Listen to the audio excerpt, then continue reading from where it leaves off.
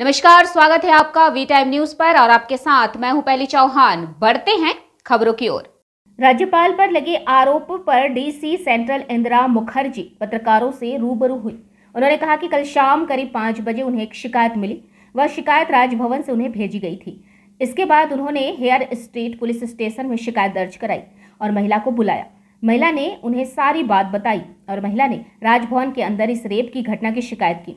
वे हर चीज की जांच करेंगे और जितना उनके अधिकार क्षेत्र में होगा वो जांच करेंगे। बाकी उच्च अधिकारियों से चर्चा कर अगला निर्णय लिया जाएगा। আজকে বিকেল 5টা নাগাদ আমাদের কাছে রাজভবনে যেটা আউটপোস্ট আছে সেখানে একটা কমপ্লেন আসে। একজন মহিলা যিনি রাজভবনের স্টাফ উনি এসে একটা কমপ্লেন এনেছেন শ্লীলতাহানির। উনি সেই কমপ্লেনটা अराउंड 5টা আমাদের দিয়েছেন। তবে এটা রাজভবনের অফিসে যেহেতু জমা পড়েছিল, সাবসিকুয়েন্টলি রাজভবনে যেটা আমাদের পুলিশের আউটপোস্ট আছে ওনারা ওটাকে ফরওয়ার্ড করে হেয়ার স্ট্রিট থানাতে দেন। সাবসিকুয়েন্টলি ওটা আমরা নথিভুক্ত করেছি এবং আমরা ইনকোয়ারি কার এগেইনস্টে কমপ্লেন করা হয়েছে? এটা কমপ্লেন আছে মানে হিজ এক্সেলেন্সি গভর্নরের এগেইনস্টে। আপনাদের কি এখতিয়ারের মধ্যে পড়ে গভর্নরের বিরুদ্ধে ইনকোয়ারি করেন? দেখুন, আমরা ইনকোয়ারিটা যেটা আমরা কমপ্লেন একটা এসেছে, যেহেতু শ্লীলতাহানি it is of a sensitive matter, ওটা মহিলা এসেছিলেন, উনি ডিটেলসে আমাদের সাথে কথা বলেছেন। আমরা এটাকে আপাতত এটা ইনকোয়ারি করছি এবং আমরা আমাদের যেটা ল ডিপার্টমেন্ট এবং কনস্টিটিউশনাল এক্সপার্ট যারা আছে তাদের সাথে আমরা এই বিষয়ে কবে ঘটনা ঘটেছিল বা সেটা উনি কিছু বলেছেন? ইনসিডেন্ট দেখুন, উনি আমাদের অতি অবশ্যই বলেছেন যে কবে ঘটনা ঘটেছে, তবে সেটা আমরা এই মুহূর্তে আপনাদের সাথে এখনই শেয়ার করতে পারছি না। কিন্তু এনকোয়ারিটা তো আপনাদের মানে লিমিটেড এরিয়া, কারণ আপনাদের জুরিসডিকশনের মধ্যে উনি আসেনি না। কাকে আসেন না? গভর্নরের পোস্ট আপনাদের জুরিসডিকশনের মধ্যে আসেই না, আইপিসির মধ্যে আসেই না। 361 এই জন্য আমি বললাম যে আমরা যেই কমপ্লেনটা একজন মহিলা এসছেন ওনার যেই মানে যেটাই ওনার বক্তব্য থাকুক না কেন, এটা ইট ইজ আওয়ার মানে আমরা এটা ডিউটি বাউন্ড যে একজন কমপ্লেন এলে, আর যেহেতু এটা শ্লীলতাহানি রিলেটেড ম্যাটার, আমরা অতি অবশ্যই এটা আমরা ইনকোয়ারি করে দেখব এবং যদি মনে হয় যে এইখানে আমাদের কোনো লিগ্যাল বার আছে বা অন্য কোনো জায়গায় আমাদের কোনো এক্সপার্টদের সাথে বিবেচনা করে নেওয়া দরকার বা ওনাদের ভিউটাও আমাদের জেনে নেওয়া দরকার, সেটা আমরা অতি অবশ্যই করব। সেটাও কিন্তু it is a part of inquiry. শ্লীলতাহানি রাজভবনেই হয়েছে যেটা উনি বলেছেন যে আপাতত ওনার যা বক্তব্য সেটা উনি যেহেতু রাজভবনের স্টাফ, এটা রাজভবনের মধ্যেই হয়েছে বলে উনি আমাদের বলেছেন। ম্যাডাম, রাজভবনের সবকিছু কি ওয়েস্ট দেখেন আপনারা? কি ওয়েস্ট দেখুন, এক্ষুনি তো আমরা কমপ্লেনটা পেলাম, এখনো এতদূর আমাদের ইনকোয়ারি এগোয়নি। যদি মনে হয় সাবসিকুয়েন্টলি আমাদের কথা বলা দরকার, আমরা নিশ্চয়ই দেখব। ম্যাডাম, উনি কি বলেন this is the first time না এর আগেও এরকম ধরনের কোনো ঘটনার উনি মুখোমুখি হয়েছিলেন?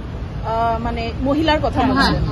আচ্ছা, সেটা মানে ওনার কাছে কবে বলুন তো? মানে আজকের ইনসিডেন্টের আগেও এরকম ধরনের কোনো ঘটনা ওনার সঙ্গে ঘটেছে, সেই বিষয়ে কি কিছু জানিয়েছেন আপনাদেরকে? দেখুন, উনি আমাদের যেই কমপ্লেনটা দিয়েছেন ওটার মধ্যে উনি একাধিক দিনের উল্লেখ করেছেন। এবার সেটা আমরা খতিয়ে দেখছি। উনি আগে কেন জানাননি সে সম্পর্কে কিছু বলেছেন? ভয় বা দেখুন, এটা তো ওনার ডিসিশন, এখানে তো আমাদের পুলিশের ঠিক কোনো বক্তব্য নেই। উনি যখন এসেছেন আমরা নেসেসারি অ্যাকশন নিচ্ছি। উনি কি শুধু রেজিস্টার করেন কমপ্লেনটা নাকি আপনারা ইন্টারোগেটও করবেন? দেখুন, ইন্টারোগেশনটা খুব একটা হার্শ ওয়ার্ড। এরকম একটা সিচুয়েশনে আমরা ওনার সাথে কথা বলেছি, ওনার ভিউটা আমরা জেনে নিয়েছি এবং উনি যা যা সাপোর্ট আমাদের কাছ থেকে চেয়েছিলেন সেটা আমরা ওনাদেরকে দিয়েছি। হ্যাঁ, খুব ভালো লাগছে যে দেখুন মাধ্যমিক পরীক্ষায় যারা ভালো রেজাল্ট করেছে সকলের বাড়িতে মানে আনন্দ উৎসব, বা যে প্রথম হয়েছে যারা র্যাঙ্কিং করেছে প্রত্যেকেই শুভেচ্ছা জানাই। কিন্তু এই দৃষ্টিহীন যারা স্কুলে পড়াশোনা করে এবং হোস্টেলে থাকে তারা প্রত্যেকেই প্রায় নিম্ন মধ্যবিত্ত একদম গরিব পরিবারের সন্তান সন্ততি এবং এত ভালো রেজাল্ট এই স্কুলের ইতিহাসও কোনোদিন হয় না। আমি আগেই বলেছি যে 8 জন ছেলে এবং মেয়ে পরীক্ষা দিয়েছিল, তারা প্রত্যেকেই প্রথম বিভাগে পাস করেছে এবং 5 জন স্টার মার্কস পেয়েছে এবং সবাই 70% ওপর নম্বর পেয়েছে। এবং এদের কেউ ভালো গান করে, কেউ সিনথেসাইজার বাজায়, কেউ ভায়োলিন বাজায়, কেউ আবৃত্তি করে এবং এরা বড় হয়ে বিভিন্ন বিষয় নিয়ে পড়তে চায়, স্বপ্ন দেখতে চায়। তাই আমার মনে হয়েছিল যে আজকের দিনে এদের সংবর্ধনা করার জন্য লোকের সংখ্যাটা একটু কম, তাই এদের কাছে এসে পৌঁছাই, সংবর্ধনা জানাই, এদের একটু মিষ্টি একটু ফুলের তোলা দিলাম। স্কুলের দিদিমণিরা ছিলেন এবং সবচেয়ে বড় কথা যে সরকার এই স্কুলে একটা মানবিক সরকার, সেখানে এদের একটা ফান্ড পাঠান এবং সেই গভর্নমেন্ট স্পন্সর যারা পান এবং এটা জনশিক্ষা দপ্তর যেটা আমাদের জেলা তার আধিকারিক আছেন, অত্যন্ত মানবিকভাবে ম্যাডাম সেটা দেখেন।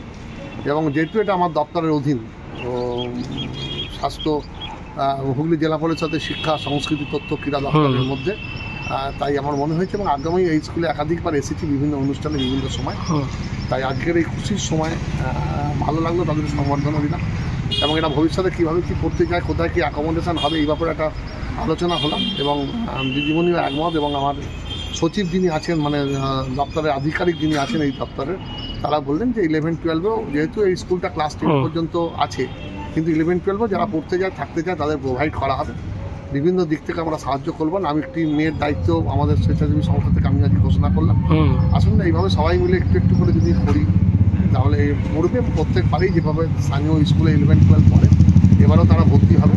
এই হোস্টেলে যারা থাকতে চায় তারা থাকবে, তাদের সমস্ত কিছু সুরক্ষা, তাদের সমস্ত কিছু পড়াশোনা চালানোর জন্য এবং এখানে থাকা খাওয়া তাদের সমস্ত কিছু ব্যবস্থা প্রতিষ্ঠান থেকে করা হবে। এবং পরবর্তীকালে আমরা চেষ্টা করছি যে দ্বাদশ শ্রেণী পর্যন্ত যদি এইটা অ্যাপ্লিকেশন পশ্চিমবঙ্গের মানবিক সরকার যদি এটাকে দেন এবং আমরা সেইভাবে যদি পৌঁছতে পারি তাহলে নিশ্চয়ই আরও এই দৃষ্টিহীন ছেলে মেয়েদের আরও ভালো হবে। এবং এখানে আপনি দেখলেন যে বাঁকুড়ার ইন্দাস থেকে আছে, আমাদের এখানে বর্ধমান থেকে আছে, হুগলির তো বিভিন্ন প্রান্তর থেকে আছে, সুতরাং সকলে মিলে খুব ভালো লাগলো। এবং এটাই মনে হলো যে আমরা তো সত্যি চোখ থাকতো অন্ধ, তাই অন্ধ জনে দেও আলো, যেন আমরা সত্যিকারের আমাদের চোখটা যেন খোলে, আমরা যেন মানবিক হতে পারি, আমরা যেন এইভাবেই যেন পিছিয়ে পড়া মানুষ, বিশেষ চাহিদা সম্পন্ন মানুষ বা দৃষ্টিহীনদের পাশে দাঁড়িয়ে আমরা আমাদের সামাজিক কর্তব্য পালন করতে পারি, এর বাইরে কিছু না।